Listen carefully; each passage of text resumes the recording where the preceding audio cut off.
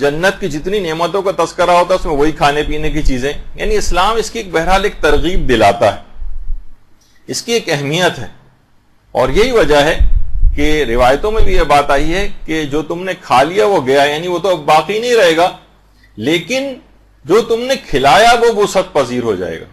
یعنی اب اس کی جزا باقی رہے گی. یہی وجہ ہے کہ ہمارے چھٹے امام جعفر صادق علیہ الصلوۃ والسلام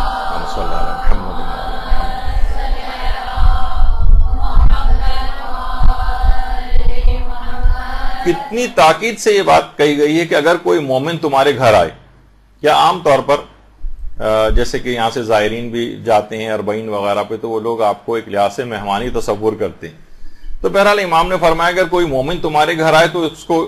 کھانے کو پوچھو. اچھا وہ کھانے پر اگر تیار نہ ہو تو اس کو پانی کے لیے پوچھو.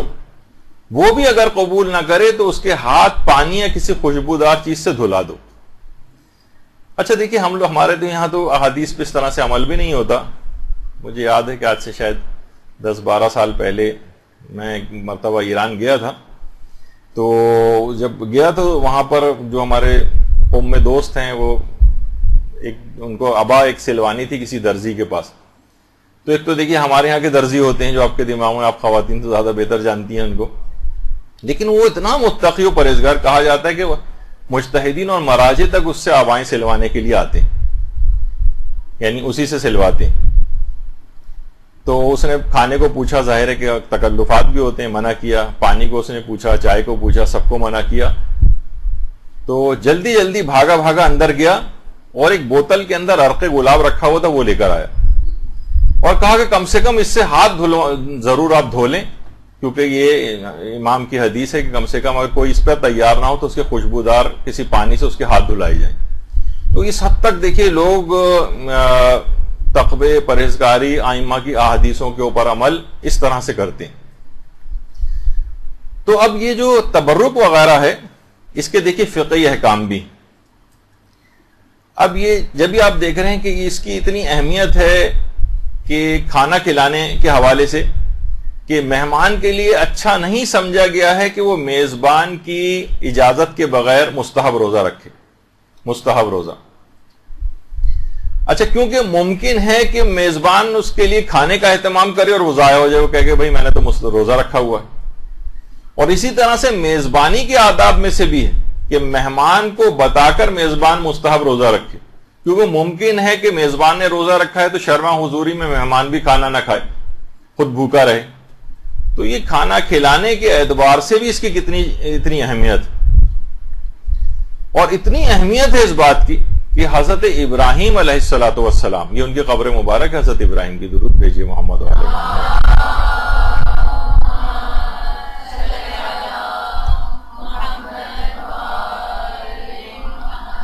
کہ باقاعدہ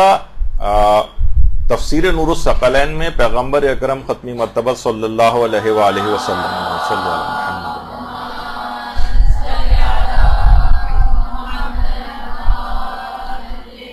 اس کی پہلی جلد میں پیغمبر نے 3 وجوہات بتائی ہیں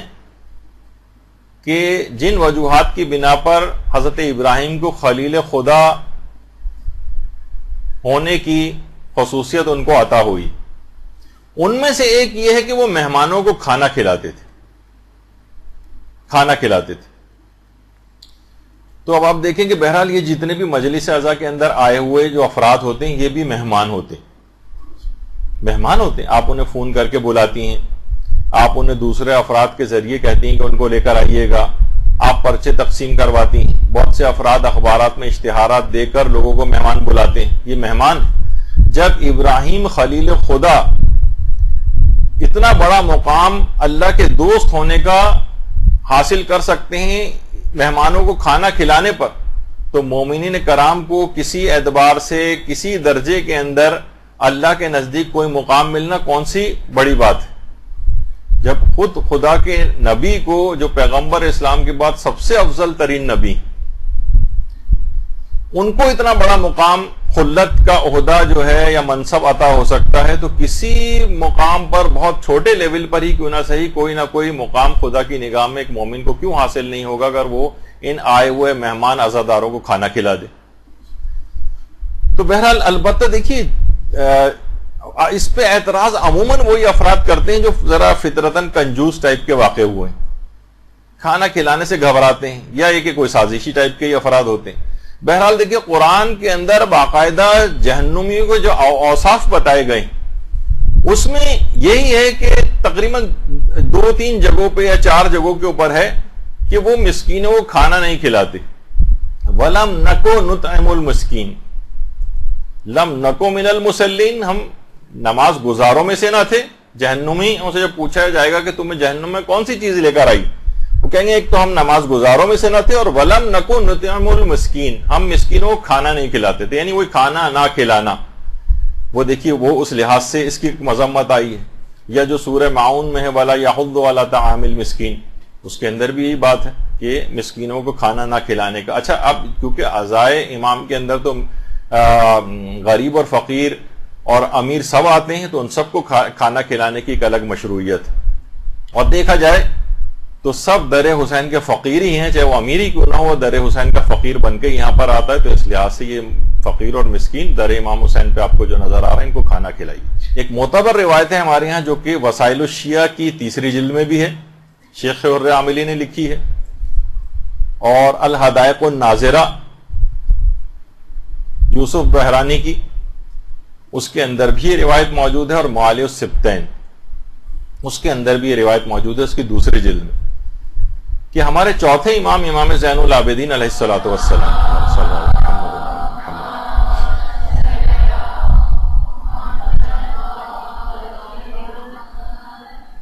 کہ مجالس عزا اور عزائے امام حسین اور ماتم امام حسین کے لیے جو عورتیں جمع ہوتی تھیں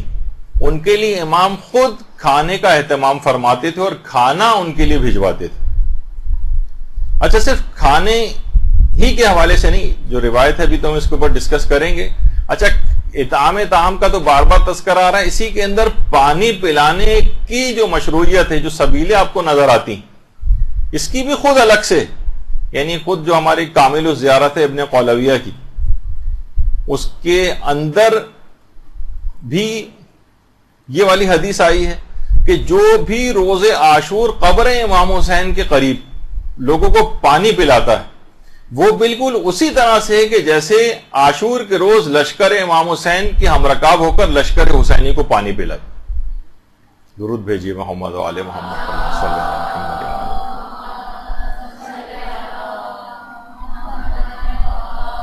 تو فقط صرف اس سے متعلق ہی نہیں کہ صرف قبر امام کے قریبی کوئی موجود ہو, بلکہ امام حسین کے نام پر کسی بھی جگہ پانی پلائے تو انشاءاللہ اس کو یہی ثواب حاصل ہو.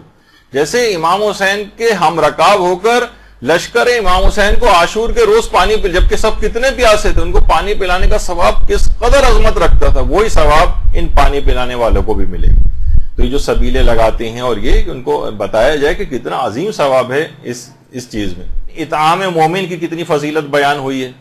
اور اس کے علاوہ مثلا استجابت دعوت مومن, یعنی مومن اگر کو دعوت دی جائے تو اس کے لیے دعوت کا قبول کرنا مستحب ہے, اس عنوان سے بھی اس کا استحباب ہے. احسان کی فضیلت کے تحت بھی اس کو علماء ذکر کرتے ہیں اس کی مشروعیت کو. یا مثلا مومن کے دل میں خوشی کا داخل کرنا, یہ خود مثلا جب کسی کو کھانا کھلاتے ہیں ظاہر وہ آدمی خوش ہوتا ہے, اس کا اکرام ہوتا ہے, اس عنوان کے ذریعے بھی اس کی ایک شرعی جو ہے وہ اس کے اندر مشروعیت پائی جاتی ہے. اور یہ خاص طور پہ استجابت دعوت مومن, یعنی مومن نے اگر آپ کو کھانا کھانے کی دعوت دی, اس کی اتنی اہمیت ہے کہ مستحب روزہ تک, چاہے ابھی 5 منٹ رہ گئے افطار میں, تب بھی 5 منٹ پہلے بھی اس نے اگر آپ کو 10 منٹ پہلے بھی اگر اس نے آپ کو افطار کی دعوت دی ہے, کھانے کی دعوت دی ہے, تو مستحب ہے آپ کے لیے کہ اس روزے کو توڑ دیں, اپنے مستحب روزے کو. اور جائز ہے خود آقا سیستانی کے نزدیک ویسے بھی کہ جائز ہے کہ قضا روزہ بھی اگر آپ نے رکھا ہوا ہے تو ظہر سے پہلے بھی اس کو توڑا جا سکتا ہے. البتہ وہ کہتے ہیں کہ اس کا کسی دعوت مومن پر قضا روزے کو ظہر سے پہلے توڑنا یہ مستحب نہیں ہے, لیکن جائز ہے. ظہر سے پہلے, ظہر کے بعد تو نہیں توڑا جا سکتا. اور کچھ علماء تو ہمارے ایسے گزرے ہیں کہ جیسے مثلا آیت اللہ خوئی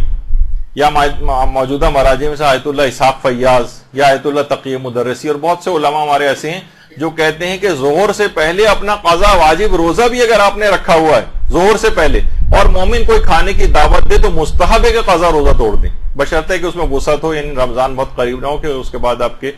روزے جو ہیں وہ چھوٹ جائیں گے آپ کے، ایسا نہ ہو، یعنی وقت میں وسعت ہو تو آپ توڑ سکتے ہیں۔ تو دیکھیں کس حد تک اس کے اندر اس کی وہ ہے مومن کی دعوت کو قبول کرنا۔ اسی طریقے سے مثلا نظر وغیرہ جو لوگ کرتے ہیں کہ میرا فلاں کام ہو گیا تو میں مومنین کو کھانا کھلاؤں گا، میں فلاں کام ہو گیا تو مثلا میں جو ہے ایک بکرا مثلا عزائے امام میں تبرک کے طور پر لوگوں کو کھلاؤں گا۔ البتہ اس کے اندر اس بات کی احتیاط رکھنی چاہیے کہ اگر پورے بکرے کی نظر کی ہے کسی نے تو پھر علماء اس میں ایک احتیاط لگاتے ہیں بہت سے کہ پھر اس کی کھال اور پائے کو بیچ کر بھی اسی مصرف میں لگانا ضروری ہو جاتا ہے۔ ایک ہوتا ہے کہ نا آپ نے کہا صرف گوشت نکاح، پورے بکرے کی اگر نظر کی تھی آپ نے تو پھر کھال اور پائے کو بھی بیچ کر اسی مصرف کھانے کے اندر لگانا پڑے گا۔ اس قدر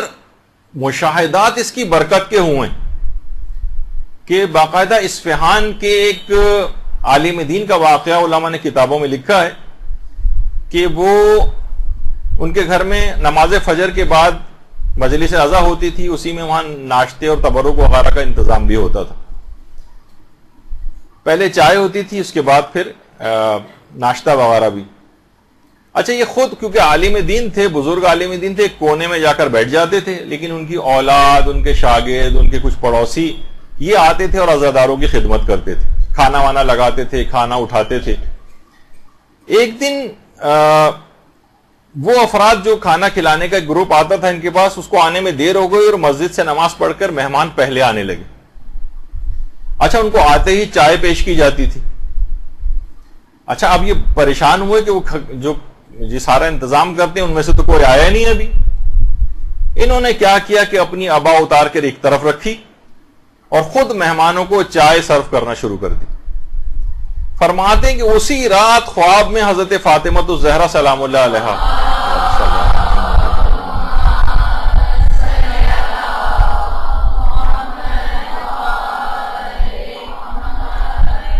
خواب میں آتی ہیں اور فرماتی ہیں کہ پہلے تم ایک جگہ بیٹھ کر لوگوں کو خوش آمدید کہتے تھے، لیکن ہمارے نوکر تم آج بنے ہو۔ یہ جو تم نے اپنے ہاتھوں سے سرو کر، یعنی جو تم نے کیا ہے، تم نے لوگوں کی خدمت کی ہے اور لوگوں کو اٹھ کر چائے دی ہے، اصل خدمت اور نوکری تم نے آج کی۔ تو یہ بہت اہم ہے، یعنی انسان اس کے اندر خود حصہ لے،